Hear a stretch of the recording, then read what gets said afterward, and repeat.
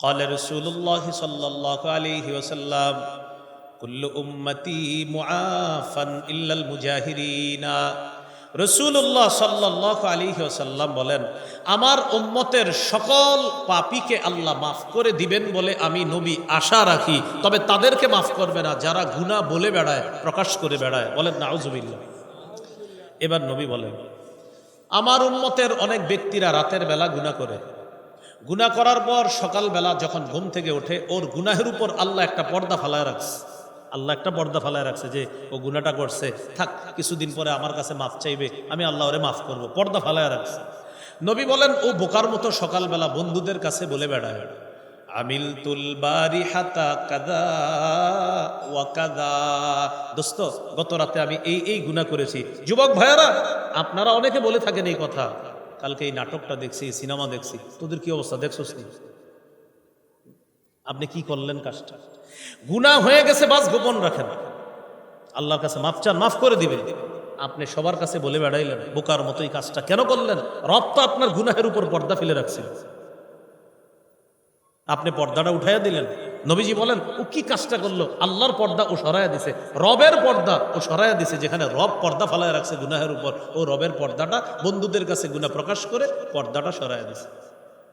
মন দিয়ে শোনেন, বর্তমানে আমরা গুনাহ প্রকাশ করি ফেসবুকে, গুনাহ করার পর ফেসবুকে স্ট্যাটাস দেয় যে এই নাটক সিনেমা দেখে আমার এই অভিমত। ডিয়ার ফ্রেন্ডস, তোমরাও তোমাদের অভিমতগুলো শেয়ার করে জানাও কেমন। আপনি সারা দুনিয়াকে গুনাহ শেয়ার করলেন। ইন্না লিল্লাহি ওয়া ইন্না ইলাইহি রাজিউন। যুবক ভাইয়ারা, যারা আপনারা ফেসবুকে গুনাহের স্ট্যাটাস দিয়েছেন, আজকে রিমুভ করে দেন, আজকে মুছে দেন। নতুন করে আপনার গুনাহের সাক্ষী আর বাড়ায়েন না, পায়ে ধরি আর বাড়ায়েন না, তাড়াতাড়ি না মুছে দেন, গুনাহের সাক্ষী বাড়ায়েন না। সহিহ মুসলিমের একটা হাদিস শোনার পর আপনি বুঝতে পারবেন যে গুনাহ গোপন রাখা কতটা জরুরি ছিল। কিয়ামতের ময়দানে আল্লাহ অনেক পাপীকে ডাকবে পর্দার আড়ালে, পর্দার আড়ালে নিয়ে আল্লাহ বলবে, আতারিফু যামবা কাযা ওয়া কাযা, আচ্ছা তুমি কি এই পাপ স্বীকার করছিলা তুমি? বান্দা বলবে, আল্লাহ হ করছি তো আমি এই পাপ। আচ্ছা, তিনবার আল্লাহ স্বীকৃতি নিবে, করছো? হ্যাঁ, মনে আছে তো ওই দিন অমুক জায়গায় সাভারে, অমুক জায়গায়, এই জায়গায় আশুলিয়া, করছো না পাপগুলো? আল্লাহ করছি আমি। ও আচ্ছা, তাহলে এই পরিমাণ পাপ করছো, কি করা দরকার তোমাকে? পর্দার আড়ালে। বান্দা চুপ। আল্লাহ বলবে, ঠিক আছে, কিছু কিছু ভালো কাজও আছে তোমার, আমি ওগুলোর প্রতি খুব খুশি, যাও, কাউরে বলা দরকার নাই, পর্দার বাহিরে, পর্দার আড়ালেই গুনাহগুলা আমি আড়াল করেই রাখলাম, ডান হাতে আমল নামা দিয়ে দিল। আপনি দুনিয়াতেই প্রকাশ করে দিলেন, রব তো পর্দা ফেলে রাখছে। এ হলো আজকের 5 নাম্বার শিক্ষা।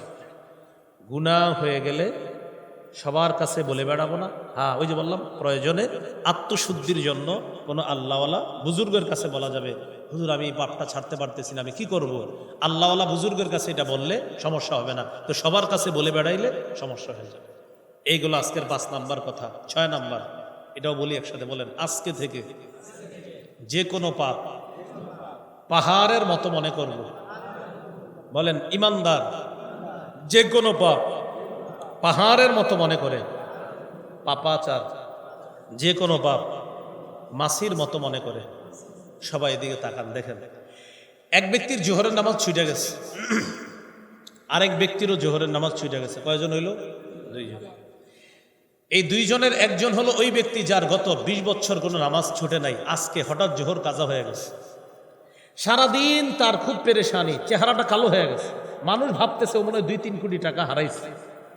ওলামায়ে কেরামও পেরেশান, ইমাম সাহেবও পেরেশান তার চেহারা দেখে। ভাই কি হয়েছে আপনার? বলেন না, বলে না কিচ্ছু। হঠাৎ ইমাম সাহেব ভালো করে ধরছে, আরে কি হয়েছে বলেন? চোখের পানি ছেড়ে দিছে, হুজুর গত 20 বছর আমার নামাজ ছুটে নাই, আজকে জোহরের নামাজ আমার কাজা হয়ে গেছে। এই হলো ইমানদারের হালাত। আরেকজন পাপাচার, তার অবস্থা হলো এই, তারে জিজ্ঞাসা করছেন, তুমি জোহর বললা না? করি নাই। কি হয়েছে? কালকে বলুন। কালকেও পড়ে নাই, কি বললা না? করি নাই, কালকে বলুন। এইভাবে সে কোনো নামাজই পড়ে না। নামাজ পড়ো, শুক্রবারের নামাজ পড়ো, শুক্রবারেও জুমা পড়ে না। তখন আপনাদের এলাকার কেউ জিজ্ঞাসা করে, ভাই তুমি তো জুমাও পড়লা না? পড়ি নাই, আগামী সপ্তাহে পড়বে। অর্থাৎ তার কাছে নামাজ পড়া না পড়া এগুলা কোনো ব্যাপার না। মাছি যেমন নাকের ডগার সামনে দিয়ে আসে আর যায়, এটা একটা মাছি আমার কাছে। আর ওই যে ইমানদার যার 20 বছর নামাজ ছোটে না, তারে দেখলে আপনার মনে হবে যে এই দুনিয়ার সে সব কিছু হারায় ফেলছে এক ওয়াক্ত নামাজ কাজা হওয়ার কারণে। এটাই বুখারীতে আসছে। আব্দুল্লাহ ইবনে মাসউদ রাদিয়াল্লাহু তাআলা আনহু বলেন, ইন্নাল আবদাল মুমিনা ইয়ারা যুনুবাহু কাআন্নাহু কাঈদুন তাহতা জাবালিন ইয়াখাফু আন ইয়াকা আলাইহি। ইমানদার গুনাহকে মনে করবে পাহাড়, এই পাহাড়ের নিচে আমি বসা, পাহাড় আমার উপর পড়বে, আমি যে কোনো সময় ধ্বংস হয়ে যাব। ওয়া ইন্নাল ফাজিরা ইয়ারা যুনুবাহু কাযুবাবিন মাররা আলা আনফিহি। পাপাচার গুনাহকে মনে করে মাছির মতো, মাছি নাকের ডগার সামনে দিয়ে যায় আর চলে আসে, কোনো ব্যাপার না। তাহলে ইমানদার গুনাহকে মনে করে বিশাল বড় পাহাড়, পাপাচার গুনাহকে মনে করে এটা একটা মাছি, এটা কোনো ব্যাপার না, এটা ব্যাপার না। আল্লাহ আমাদেরকে বুঝার তৌফিক দান করেন। এগুলো আজকের 6 নাম্বার কথা। 7 নাম্বার কথা, হাসান বসরি রহমতুল্লাহি আলাইহি বলেন, মা আবাদাল আবিদুনা বিশাইইন আফযালা মিন তারকি মা নাহাহুমুল্লাহু আন। আল্লাহর ওলি তার জীবনের শ্রেষ্ঠ যে ইবাদতটা করে সেটা হলো হারাম কাজ থেকে বেঁচে থাকা। এটা আল্লাহর ওলির জীবনের শ্রেষ্ঠ ইবাদত। মোহাম্মদুল্লাহ হাফিজি হুজুর রহমতুল্লাহি আলাইহি নাম শুনলে আমাদের অন্তরে আসে যে বিরাট বড় এক আল্লাহর ওলি। আব্দুল কাদের জিলানী নামটা শুনলে আমাদের দিলে আইসা পড়ে বড় পীর আব্দুল কাদের জিলানী। হাসান বসরি নাম তো আমাদের মাথায় আসলেই মনে আইসা পড়ে যে এমন একজন মানুষ যিনি অলিকুল শিরোমণি একজন। প্রশ্ন হলো অলিদের জীবনের শ্রেষ্ঠ ইবাদত কি? আমার সাথে বলেন, বলেন গুনাহ না করা। বলেন সবাই, অলিদের জীবনের শ্রেষ্ঠ ইবাদত কি? এই জন্য আপনি হাফিজি হুজুর উনি এত বড় আল্লাহর ওলি, কোন আলেমরে জিজ্ঞাসা করবেন, হুজুর হাফিজি হুজুর এত বড় আল্লাহর ওলি, ওনার বড় ইবাদত কি? আলেমরা বলবে না যে উনি বেশি তাহাজ্জুদ পড়তেন আর বেশি কোরআন পড়তেন, হ্যাঁ তাহাজ্জুদও পড়তেন, কোরআনও পড়তেন, বাকি এটা না বইলা আলেমরা বলবে হাফিজি হুজুর গুনাহ করতেন না, চোখটা সারাক্ষণ নিচে থাকতো, এটা বলবে। তাহলে বোঝা গেল কি? আল্লাহর ওলিদের জীবনের শ্রেষ্ঠ ইবাদত গুনাহ না করা। বলেন আল্লাহর ওলিদের জীবনের শ্রেষ্ঠ ইবাদত। এই হলো আজকের 7টা কথা জানলাম। আজকের আলোচনার প্রথম পার্ট এতটুকু। এবার আমি দ্বিতীয় পার্টে যাচ্ছি, একটু মন দেন, শেষ করে দিচ্ছি ইনশাল্লাহ। প্রথম পার্টটা আমি আবার বলি, 1 নাম্বার নগদ পাপগুলা ছেড়ে দিব ইনশাল্লাহ, আজকে আমরা ছেড়ে দিয়েছি ইনশাল্লাহ। দ্বিতীয় আলোচনা নতুন করে আজকের পরে আমরা পাপের কাছেও যাব না ইনশাল্লাহ। 3 নাম্বার কবিরা গুনাহের মধ্যে যদি ডুবে থাকি এই মুহূর্তে আমরা এগুলা ছেড়ে দিব। 4 নাম্বার হারাম থেকে বেঁচে শ্রেষ্ঠ আবেদ হওয়ার চেষ্টা আজকে থেকেই করব। 5 নাম্বার আমরা যে বিষয়টা শিখলাম, কখনো কোনো গুনাহ হয়ে গেলে সবার কাছে বলে বেড়াবো না, প্রয়োজনে কোনো আল্লাহওয়ালার কাছে বলা যাবে। 6 নাম্বার আজকে থেকে যে কোনো গুনাহকে আমরা মনে করব পাহাড়ের মতো, আর পাপাচার মনে করবে গুনাহ মাছির মতো। 7 নাম্বার আমরা আজকে শিখলাম আল্লাহর ওলিদের জীবনের শ্রেষ্ঠ ইবাদত হলো গুনাহ না করা। এ হলো আজকের আলোচনার প্রথম পার্ট। দ্বিতীয় পার্ট, গুনাহ থেকে বাঁচার উপায়, এটা বেশি জরুরি আলোচনা। গুনাহ থেকে বাঁচার 12টা উপায় বলবো, 12টা শেষ, আলোচনাও শেষ হবে ইনশাআল্লাহ। 1 নাম্বার উপায়, অন্তরে আখেরাতের ফিকির তৈরি করা। অন্তরে আখেরাতের ফিকির তৈরি করা। আমার দিকে তাকান, চলেন কিছুক্ষণের জন্য ফিকির তৈরি করি। দেখেন, তাকান এদিকে, সবাই তাকান, সবাই তাকান। আমরা এখন আখেরাতের ফিকির তৈরি করব। বুখারীর বর্ণনা, রাসূলুল্লাহ সাল্লাল্লাহু আলাইহি সাল্লাম একটা চতুর্ভুজ আঁকলেন। এটা কি ভুজ? ওই অঙ্কের ছাত্ররা কোথায়? এসএসসি তো চলতেছে মনে হয়। এটা কি ভুজ? চতুর্ভুজ। এই চতুর্ভুজটা আঁকার পর দেখেন আল্লাহ রসুল মাঝখান থেকে একটা বড় দাগ দিছে। এই দাগটা চতুর্ভুজের বাহিরে নিছে। তাহলে আবার বলছি, চতুর্ভুজ মাঝখানে একটা দাগ দিছে, দাগটা ভিতরে আছে না বাহিরে? তাহলে চতুর্ভুজ থেকে একটা দাগ দিয়ে বাহিরে নিয়ে আসলেন। বাহিরে যে দাগটা আনলেন, এই মাঝখানের দাগটার আশেপাশে, মানে এই দাগগুলার ভিতরে মাঝখানের দাগের আশেপাশে ছোট্ট ছোট্ট অনেকগুলা দাগ দিস। এবার নবীজি বললেন, শোনো, এটা হলো মানুষ। বলেন এটা হলো কি? মানুষ। আর এই চারপাশের যে দাগগুলা দেখলা, এটা মানুষের জীবন। বলেন এটা কি? মানুষের জীবন। মাঝখানে যে ছোট্ট ছোট্ট দাগগুলা দিছি, এগুলা হলো বিপদ আপদ।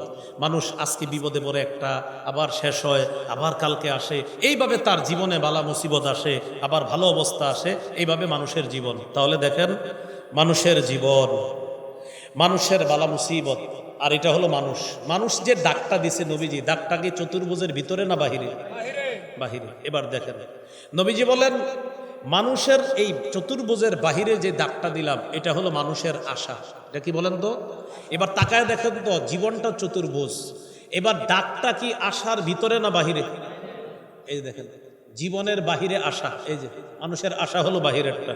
তাহলে বলেন তো, আশাটা কি জীবনের ভিতরে না বাহিরে? নবীজি বলেন মানুষ মারা যায়, আশাগুলা থেকে যায়।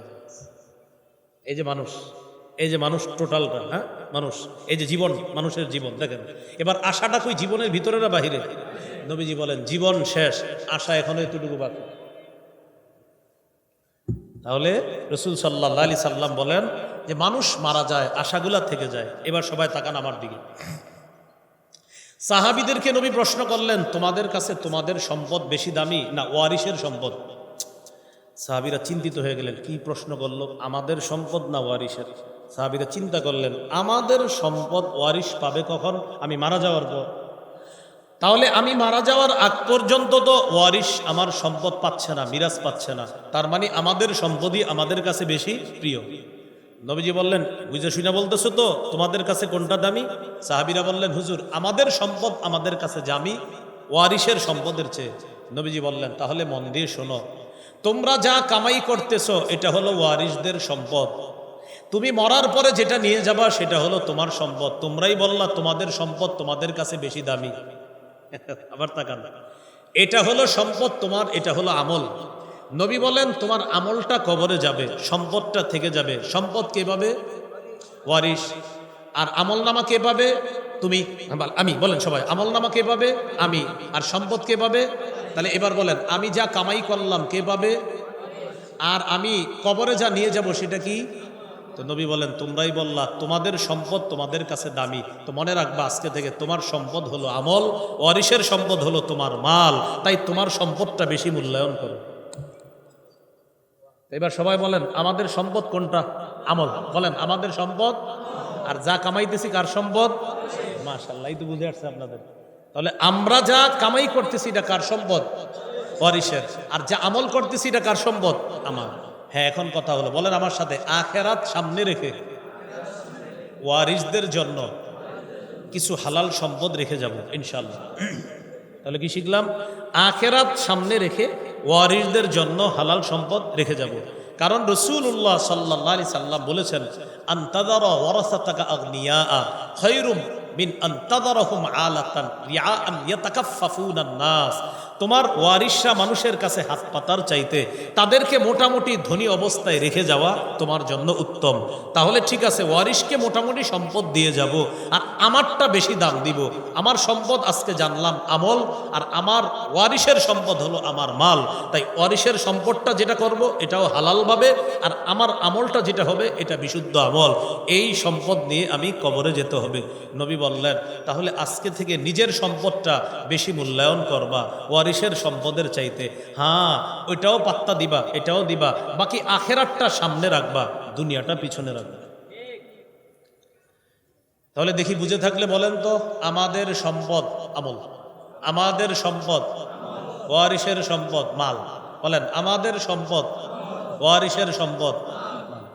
আজকে এটা বারবার শুইবেন আর চিন্তা করবেন, আমার সম্পদ আমল, তাহলে আমার মাল কার? ওয়ারিসের। আমার সম্পদ কি? আমল। তো আমার মাল কার? ওয়ারিসের।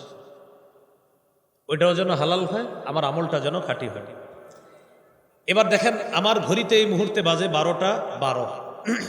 বাস চিন্তা করি আমরা আগামীকাল 12টা 12তে আমি মনে করি দুনিয়াতে নাই। আচ্ছা, আমি না থাকলে কি হবে? কবরে যাব। কবরে গেলে কি হবে? আমার কাছে 2 জন ফেরেশতা আসবে, আইসা কি করবে? 3টা প্রশ্ন করবে। 3 প্রশ্নের উত্তর দিতে পারলে কবরটাই জান্নাতের বাগান হবে, না পারলে জাহান্নামের অংশ হবে। ইন্না লিল্লাহ। তাহলে কালকে 12টা 12তে আমার এই অবস্থা হতে পারে, হয়তো আমার কবরের অংশটা জাহান্নামের টুকরা হবে, না হয় জান্নাতের অংশ হবে। তার মানে হলো আমি যে ফজর পর্যন্ত বাঁচবো কিনা নিশ্চয়তা নাই। তো কি করতে হবে? তার মানে আজকের এশাটা আমার জীবনের শেষ এশা মনে করতে হবে। বুঝে আসছেন? এই হলো আখেরাতের ফিকির, এইভাবে তৈরি করে। আখেরাতের ফিকির আরেকটা তৈরি করতে পারেন এইভাবে। ডাক্তার আপনাকে বলল আপনি ক্যান্সারের রোগী, আর 24 ঘন্টা বাঁচবেন। 24 ঘন্টা পরে আস্তে আস্তে আপনার শরীর ড্যামেজ হয়ে যাবে, আপনি মারা যাবেন। বাসায় আইসা আপনি কাউরে জানান নাই আপনি যে ক্যান্সারের রোগী, মানে কাউরে বলেন নাই আপনি যে আসলে মারা যাইতেছেন। আপনার আব্বা আপনার এমনভাবে বকাঝকা শুরু করছে, আপনি কিচ্ছু কর না, হাসেন। কেন? যে আব্বা জীবনের যত বকা আছে বকা দেন, কারণ আমি বেশি দিন নাই। আপনার আম্মা আজকে আপনার অনেক কিছু বলতেছে, আপনি রাগ হন না। কেন রাগ হন না জানেন? ওই যে আপনার হাতে সময় বেশি নেই। আপনার বন্ধুরা ইচ্ছা মতো আপনারা বলতেছে তুই এই তুই সেই, চেয়ে চেয়ে হাসতেছেন। বন্ধুরা কয় কিরে আগে রাগ হইতো আজকে হাসে কেন? কারণ আপনি তো জানেন আপনি বেশি ধন নাই, আপনার ড্যামেজ হয়ে যাচ্ছে আস্তে আস্তে সব। আপনার বোন ভাই সবাই ইচ্ছা মতো বলতেছে, আপনি রাগ করেন না।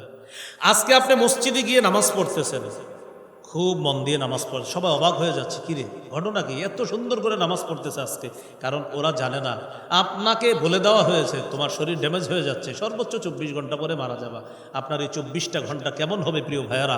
যদি এটা জানার পর আপনার এই অবস্থা হয়, তাহলে কেন আমি আপনি মৃত্যুর কথা স্মরণ করে মনে করতেছি না যে এই নামাজ আমার জীবনের শেষ নামাজ হতে পারে, কারণ আমি আসরে বাঁচবো কিনা নিশ্চয়তা।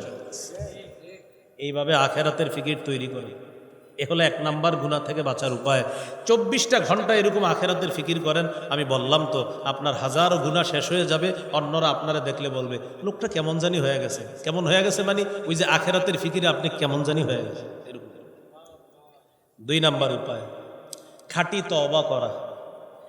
সূরা তাহরিমের 8 নম্বর আয়াত, 28 নম্বর পারা 20 নম্বর পৃষ্ঠা, সূরা তাহরিম 8 নম্বর আয়াতে আল্লাহ বলেন ইয়া আইয়ুহাল্লাযীনা আমানু তুবু ইলাল্লাহি তাওবাতান নাসুহা আসা রাব্বুকুম আন ইউকাফিরা আনকুম সাইয়্যাতিকুম।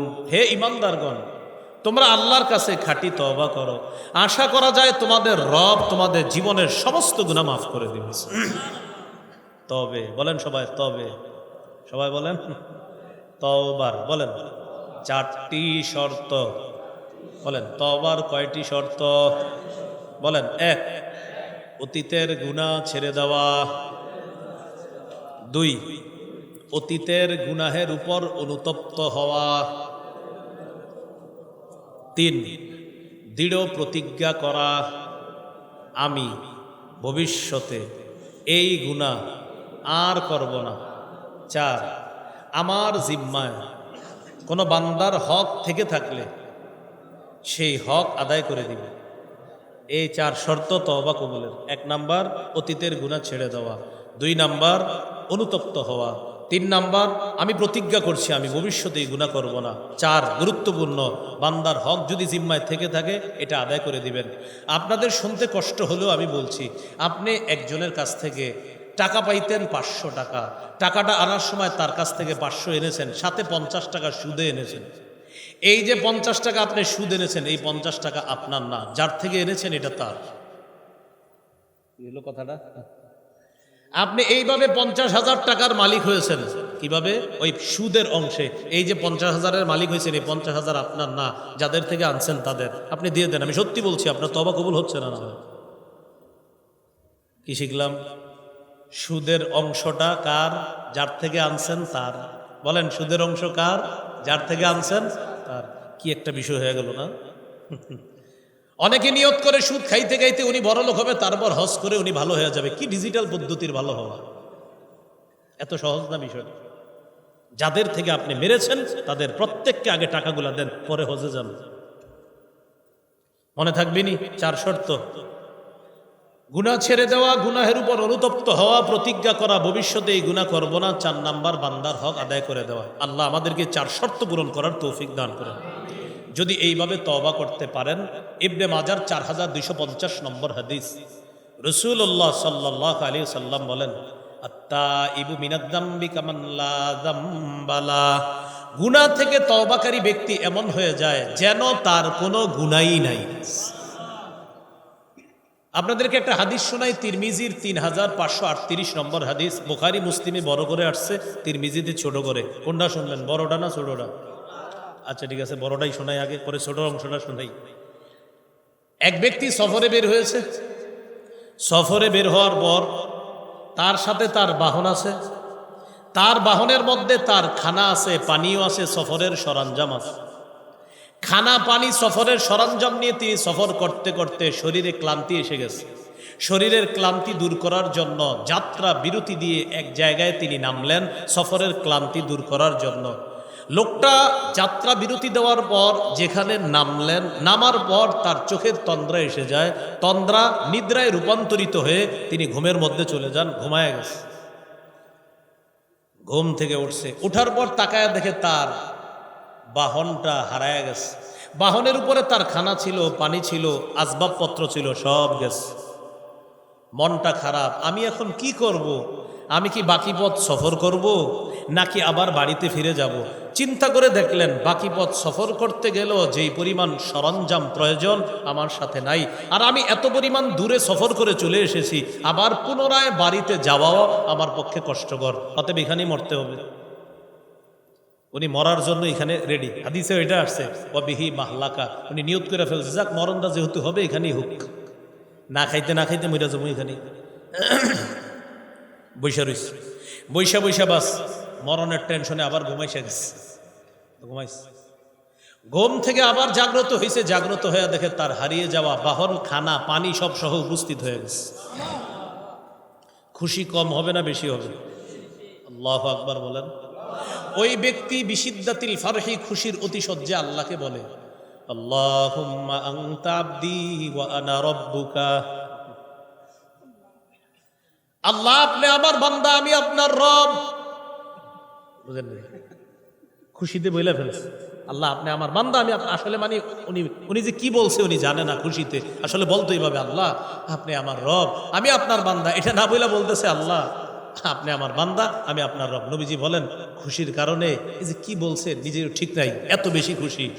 নবীজি বলেন শোনো আমার উম্মত, লাল্লাহু আফরাহু বিতাওবাতি আহাদিকুম মিন আহাদিকুম বিদাল্লাতিহি ইযা ওয়াজাদাহা, তোমাদের কেউ হারিয়ে যাওয়া বাহন ফিরে পাওয়ার পর যে পরিমাণ খুশি হয়, কোন বান্দা তওবা করলে আল্লাহ তাআলা তার চেয়ে কোটি গুণ বেশি খুশি হয়ে যায়। তওবা করবেন না ইনশাআল্লাহ? না মনে হয় করবেন না। ডেইলি বলেন, ডেইলি বলেন, 70 বার বলেন, 100 বার।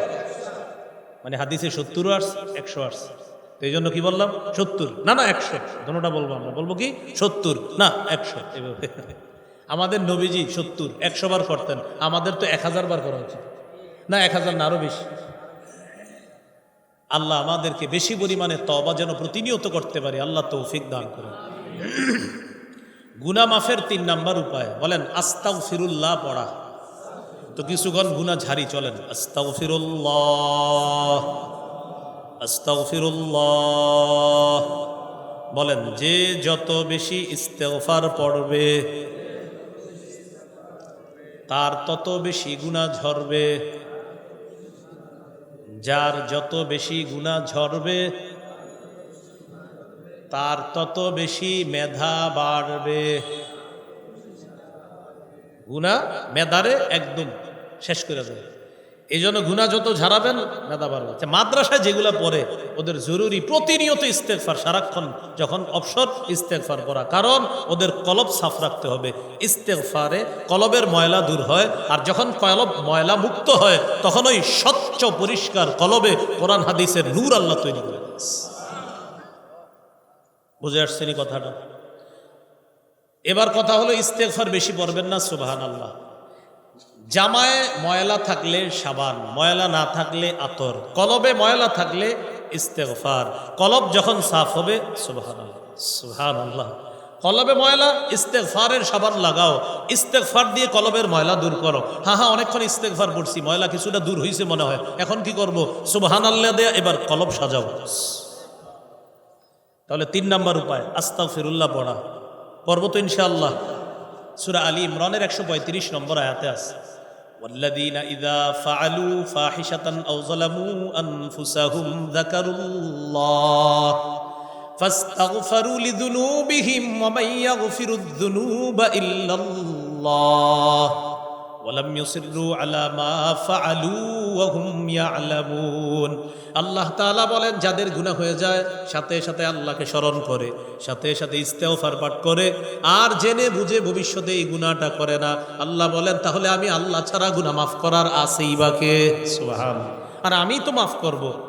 কোন বান্দা গুনাহ হয়ে যাওয়ার পর যখন বলে আস্তাগফিরুল্লাহ, আল্লাহ তাআলা ফেরেশতাদেরকে বলে আমার বান্দা গুনাহ হয়ে যাওয়ার পর আলিমা আন্না লাহু রাব্বা ইয়াগফিরুয যামবা, আমার বান্দা জানে তার একজন রব আছে, যে রব তাকে মাফ করে দেয়। ওর গুনাহ হওয়ার পর তাই ও আমারে ডাকছে, কেন জানো?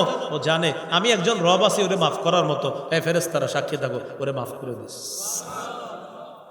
গুনাহ হয়ে গেছে, হয়ে যাওয়ার পর বলছে আল্লাহ আমি এটা কি করলাম, আল্লাহ আমার চেয়ে খারাপ কেউ নাই সাবারে, আল্লাহ আমি এটা কোনো কাজ করলাম, আল্লাহ আল্লাহ মাফ করে দেন, মাফ করে দেন। আল্লাহ ফেরেশতাদেরকে বলে ওর কি হয়েছে জানো? ও গুনাহ হওয়ার পর ওর মাথায় আসছে ওরে মাফ করার জন্য একজন রব আছে, তো আমি রব তো আছি, সাক্ষী থাকো, মাফ করে দিস। তাহলে 3 নাম্বার উপায় ইস্তেগফার পড়া, পড়বো তো ইনশাআল্লাহ।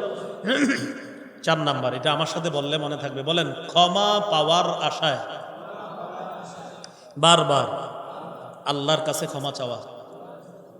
কিভাবে চাইবেন দেখেন, আপনি বলা দরকার নেই আল্লাহ মাফ করে দেন, আল্লাহ দেন না, আল্লাহ মাফ করে দেন, আল্লাহ আল্লাহ মাফ করে দেন। মাগরিবের পর সব মুসল্লিরা বের হয়ে গেছে, ইমাম সাহেব বের হয়ে গেছে, মুয়াজ্জিন বের হয়ে গেছে, আশেপাশে তাকায় দেখেন কেউ নাই, আপনি আছেন মসজিদে একা, আর কেউ নাই। ফেরেশতা মসজিদে, বাতি নিভে গেছে, হালকা হালকা আলো আছে। ওই মুহূর্তে আল্লাহরে বলেন আল্লাহ আমি আর আপনার ছাড়া কেউ নাই, আল্লাহ আল্লাহ আমারে মানুষ ভাবে কত ভালো মানুষ, কিন্তু আমি যে কেমন আপনি জানেন। আমার গুনাহ জানলে আমার সন্তান আমাকে বাবা বলে পরিচয় দিবে না, আল্লাহ আমার স্ত্রী আমাকে স্বামী বলে পরিচয় দিবে না, আল্লাহ আপনি আমারে মাফ করে দেন, আল্লাহ আপনি আমারে মাফ করে দেন, আল্লাহ আপনি আমারে মাফ করে দেন। আল্লাহ তাআলা হাদিসে কুদসি তিরমিজি 3540 নম্বর হাদিসে বলেন, তোমার যদি দুনিয়ার রাশি রাশি বালু পরিমাণ গুনাহ হয়, আমি আল্লাহ বালু পরিমাণ ক্ষমা দিয়ে তোমাকে ক্ষমা করব। ক্ষমা পাওয়া কয়েকদিন বলছেন এইভাবে, বলেন ক্ষমা পাওয়ার কয়েকদিন আল্লাহরে এইভাবে বলছেন আল্লাহ মাফ করেন, আল্লাহ মাফ করেন, কয়েকদিন বলছি আমরা। তিরমিজির 3540 নম্বর হাদিসে আল্লাহ বলেছেন, ইবনা আদম ইন্নাকা মা দাউতানি ওয়া রাজাউতানি গফারতু লাকা আলা মা কানা মিনকা ওয়ালা উবালি। তুমি যতক্ষণ ক্ষমা পাওয়ার আশায় আমাকে ডাকো, আমি ততক্ষণ তোমার ডাকে সাড়া দেই, তোমাকে ক্ষমা করে দিই। কয় নাম্বার গেল? 4। 5 নাম্বার, বলেন সর্বক্ষেত্রে রাসূলুল্লাহ সাল্লাল্লাহু আলাইহি সাল্লামের আদর্শ বাস্তবায়ন করা। ব্যক্তি জীবন, পারিবারিক জীবন, সামাজিক জীবন, রাষ্ট্রীয় জীবন, আন্তর্জাতিক জীবন, সর্বক্ষেত্রে নবীর আদর্শ বাস্তবায়ন করা। আমাদের রাষ্ট্রে ইসলামী শাসন যেন চালু হয়, এই দোয়া করা। কিয়ামতের আগে কোনো নারী শাসক যেন না হয়, এই দোয়া করা। আমাদের দেশে যেন আল্লাহ একজন বলেন আদর্শ পুরুষ শাসক তৈরি করে দেয়। ইয়াহিয়া তাকিবাই এই আলোচনায় মনে করেছে। আমি আস্তে আস্তে শুনলাম তিনি হুসুরায় হজের 41 নম্বর আয়াত পড়ছে, সর্বশেষ যে আয়াতে 4টা কথা বলছে উনি, আল্লাযীনা ইম্মাক্কান্নাহুম ফিল আরদি আকামুস সালাহ ওয়া আতাউজ যাকাত ওয়া আমারু বিল মারুফ ওয়া নাহাউ আনিল মুনকার। তিনি বলেছিলেন এই আয়াতটা, আমি জানি না এর আগে কি আলোচনা করছে, এখানে এসে এটাই শুনছি আমি। তিনি বলতেছেন যে আল্লাহ বলেন আমি যাদেরকে দুনিয়ার ক্ষমতায় বসাই তাদের 1 নাম্বার কাজ হবে তারা নামাজ কায়েম করবে, 2 নাম্বার যাকাতের বিধান চালু করবে, 3 নাম্বার সৎ কাজের আদেশ করবে, 4 নাম্বার অসৎ কাজ থেকে নিষেধ করবে। এটাই তো বলতেছিলেন। বুঝা গেল আমি ভালো শ্রোতা। আচ্ছা যাই হোক, তো বলছিলাম একজন আদর্শ পুরুষ শাসক যিনি এই 4টা কাজ করবে, ওই ভাই যে আলোচনাটা করতেছিলেন, বাস এটা মনে রাখা। তাহলে আল্লাহ রসুলের আদর্শ রাষ্ট্রীয় জীবনেও বাস্তবায়ন করা, আরেকটা হলো আন্তর্জাতিক জীবনেও বাস্তবায়ন করা। আন্তর্জাতিক জীবন যেমন ফিলিস্তিনের ভাইদেরকে ভুলে যাওয়া যাবে না, তাদের জন্য কিছু করার চেষ্টা করা। ফিলিস্তিনের জন্য আমাদের করণীয় 4টা, বলেন কয়টা?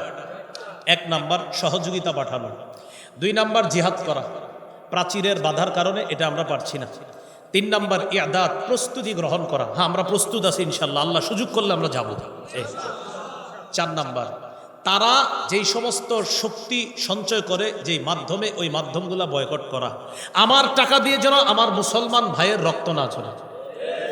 এ ঠিক কইয়াও তো কোরবানির গোস্তটা খাইয়ে একটা ঠান্ডা টান দিবেন, বলবে ঠান্ডা না দিলে কি লাগে না? ভালো লাগে না। তাকান তো আমার দিকে, সবাই তাকান ভালো করে, তাকাইছেন? 18 বছর হলো এই পানি ছুঁয়ে দেখি না। হ্যাঁ আমি আমি আমি আমি কয় বছর? অবাক লাগছে না? বাস্তব। পৃথিবীর কাউরে প্রমাণ করতে কোন আমার এটি খাইতে দেখছি। 18 বছর হলো, না ঠান্ডা না গরম, না এই পানি না ওই পানি না সেই পানি, কোনো পানি না। 18 বছর। আলহামদুলিল্লাহ, বিইজনিল্লাহ, ইনশাল্লাহ মরা পর্যন্ত ছুঁয়ে দেখবো না। আমার জীবনও চলছে, আপনার জীবনও তো চলছে। আমি তো আলহামদুলিল্লাহ ভালোই আছি। তো আপনি বলে এটা না খাইলে জীবন চলে না, আমারটা কেমনে চললো? এটা এই জন্য বললাম আপনারা যেন বলতে পারেন যে বেড়ায় পারলে আমরা পারবো না। আজকে থেকে বলবেন বেড়ায় পারলে আমরা পারবো না, এটা বলবেন। কালকে এইভাবে বলবেন এ পারলে আমরা পারবো না, বাস। তাহলে এদের এগুলা বয়কট করবো তো ইনশাআল্লাহ। এ হলো 5 নম্বর গুনাহ মাফের উপায়। সূরা আলী ইমরান 31 নম্বর আয়াত আল্লাহ বলেছেন, নবী আপনি বলেন, তোমরা যদি আল্লাহকে ভালোবাসো, আমার অনুসরণ করো, আল্লাহ তোমাদেরকে ভালোবাসবে, ওয়াগফির লাকুম যুনুবাকুম, তোমাদের গুনাহ মাফ করে দিবে। 6 নম্বর উপায় গুনাহ মাফের, আজান দেওয়া। আবু দাউদের 515 নম্বর হাদিস, আল মুআজ্জিনু ইউগফারু লাহু মাদা সাউতি, মুয়াজ্জিনের আজানের আওয়াজ চারপাশে যতদূর যায় তার গুনাহ মাফ করে দেওয়া হয়। আপনারা আর কেউ উঠবেন না, শেষ করে দিচ্ছি 2-3 মিনিটের মধ্যে, আপনাদের একটা কাজ বাকি আছে, আল্লাহর হস্তে কেউ উঠবেন না। এটা হলো 6 নম্বর। 7 নম্বর 2 রাকাত নামাজ পড়া। আবু দাউদের 1521 নম্বর হাদিস, রাসূলুল্লাহ সাল্লাল্লাহু আলাইহি সাল্লাম বলেন, মা মিন আবদিন ইউযনিবু যামবান ফায়ুহসিনুত তুহুরা ফায়াকুমু ফায়ুসাল্লি রাকাতাইন ইল্লা গফারাল্লাহু লাহু যামবা। কোন মুমিন ওযু করে যদি 2 রাকাত নামাজ পড়ে এই নিয়তে, আল্লাহ আমার গুনাহ মাফ করে দেন, সালাম ফিরানো শেষ, গুনাহ শেষ। এই আমলটা আজকে করে ফেলেন। 8 নাম্বার 5 ওয়াক্ত নামাজ পড়া। সহিহ বুখারীর 526 নম্বর হাদিস, এক ব্যক্তি আসলেন নবীজির কাছে, হুজুর আমার গুনাহ হয়। ওই মুহূর্তে আল্লাহ সূরা হুদের 114 নম্বর আয়াত নাজিল করলেন, ওয়া আকিমিস সালাতা তারাফাইন নাহার ওয়া যুলাফাম মিনাল লাইল ইন্নাল হাসানাত ইউযহিবনাস সাইয়্যাত। নবী আপনি সালাত কায়েম করেন দিনের 2 প্রান্তে আর রাতের কিছু অংশে। আমি অন্য কোথাও বয়ানে আসলে আমার একটু মনে করাই দিবেন কানে কানে, ফিলিস্তিনের ইতিহাস অন্য বয়ানে বলে দিব ইনশাল্লাহ। ওই আমাদের ফিলিস্তিনের যে বিষয়গুলা এটা ইনশাল্লাহ কোনো বয়ানে বলে দিব। এদিকে কোথাও বয়ানে আসলে আমার খালি একটু বলে দিলে হবে, বলে দিব। অনেকে এই বিষয়টা শুনতে চায়, জানতে চায়, এটা জানা দরকার। তো ইনশাল্লাহ কোথাও বলবেন, একদম বলে দিব যে ইহুদিদের দাবি কি সঠিক না আজাইরা দাবি, এটা বুঝাই দেব ইনশাল্লাহ। এ হলো 8 নাম্বার। রাসূলুল্লাহ সাল্লাল্লাহু আলাইহি ওয়াসাল্লাম বুখারীর 526 নম্বর হাদিসে আছে যে নবীজি সাল্লাল্লাহু আলাইহি সাল্লাম বলে দিলেন যে এই আয়াতের মাধ্যমে আল্লাহ জানায়া দিছেন, তোমরা যদি 5 ওয়াক্ত নামাজ পড়ো মাঝখানের গুনাহগুলো আল্লাহ মাফ করে দিবেন। 9 নাম্বার জামাতের সাথে নামাজ পড়া। সহিহ মুসলিমের এক হাদিসে আসছে, এক সাহাবী নবীর সামনে এসে বলতেছে, আকিম আলাইয়া হাদ্দা, হুজুর আমি শেষ। কি হয়েছে তোমার? আমি শেষ, আমি পাপ করে ফেলছি, বিচার করেন তাড়াতাড়ি। ইতিমধ্যে জামাত দাঁড়ায় গেছে, নবীজি নামাজ পড়াইলেন। নামাজ পড়ানোর পরে সাহাবী বলতেছে, হুজুর ওই যে আমার তো গুনাহ হয়ে গেছে, কি করা? নবীজি বললেন, আমাদের সাথে কি জামাতে নামাজ পড়ছো? বলেন হ্যাঁ। তখন নবী বললেন, জামাতে নামাজ পড়ার কারণে তোমার গুনাহ আল্লাহ মাফ করে। 10 নাম্বার একটা পাপ হয়ে গেলে সাথে সাথে ভালো কাজ করা। এই বুঝেন কিন্তু বলি নাই পাপ করে ফেললে, বলছি পাপ হয়ে গেলে। কারণ অনেকে বদ হজম করবে এই বয়ানের, কারণ কালকে থেকে এরকম করবে, একটা গুনাহ করবে ভালো কাজ করবে, গুনাহ করবে ভালো কাজ করবে। বিষয়টা এমন না, গুনাহ হলে ভালো কাজ করা, গুনাহ করলে না। মুসলমান গুনাহ করতে পারে না, শয়তানের ধোকায় মুসলমানের গুনাহ হতে পারে। তিরমিজির হাদিস, রাসূলুল্লাহ সাল্লাল্লাহু আলাইহি সাল্লাম বলেন, আতবিইস সাইয়্যাতাল হাসানাতা তামহুহা। একটা গুনাহ হয়ে গেলে সাথে সাথে তুমি একটা ভালো কাজ করে ফেলবা, আল্লাহ তাআলা ওই ভালো কাজের কারণে তোমার গুনাহটা আল্লাহ মাফ করে দিবেন। 11 নাম্বার জিকিরের মজলিসে বসা, যেখানে বসে আছেন। সহিহ বুখারী 6408 নম্বর হাদিস, পুরা মজলিসটাকে ফেরেশতারা বেষ্টন করে আসমান পর্যন্ত এই মুহূর্তে আছে। আল্লাহ ফেরেশতাদেরকে বলে, ইশহাদু আন্নী কাদ গফারতু লাহুম, সাক্ষী থাকো সবগুলারে মাফ করে দিস। অনেকে আছে পিছনে আসছেন, আপনারা কিছুক্ষণ বসে যাবেন, আল্লাহর রাস্তায় 1 মিনিট হলে বসেন, ফজিলত আছে, ফজিলত আছে, বসেন।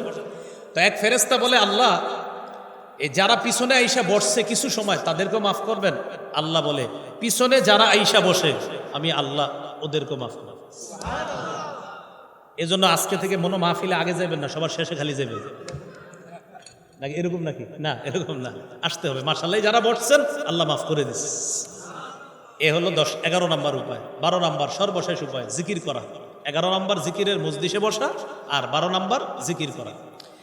রাসূল সাল্লাল্লাহু আলাইহি সাল্লাম বলেন, আল্লাহর কাছে 4টা জিকির সবচেয়ে পছন্দের, সুবহানাল্লাহ, আলহামদুলিল্লাহ, লা ইলাহা ইল্লাল্লাহ, আল্লাহু আকবার। এই 4টার মধ্যে শ্রেষ্ঠ হলো লা ইলাহা ইল্লাল্লাহ। তিরমিজির 3592 নম্বর হাদিস, ইখলাসের সাথে কেউ যদি একবার বলে লা ইলাহা ইল্লাল্লাহ, আসমানের সবগুলা দরজা খুলে দেওয়া হয়, তার লা ইলাহা ইল্লাল্লাহ যেন আরশ পর্যন্ত পৌঁছে যায়। মনে থাকবে তো ইনশাআল্লাহ? আচ্ছা, এখন একটা আমল করব আমরা। সে আমলটা হলো, আপনারা কেউ উঠবেন না, এটা হলো প্রথম কথা। আপনাদের সামনে রুমাল যাবে, রুমালের মধ্যে যে যা পারেন শরীক হবেন। যদি দান না করেন আপনিও বসে থাকেন, আর যারা দান করবেন তারাও বসেন, যারা করবেন না তারাও বসে থাকেন, দোয়া করতে থাকেন। রুমাল যাবে তাড়াতাড়ি। আল্লাহর রাস্তায় 1 মিনিট শেষ হয়ে যাচ্ছে, কেউ উঠবো না। আচ্ছা আচ্ছা আচ্ছা, এখন তো শীতের দিন না, তোর মাল নাই। হ্যাঁ, হ্যাঁ। আজকে বেটা এমনি ধরে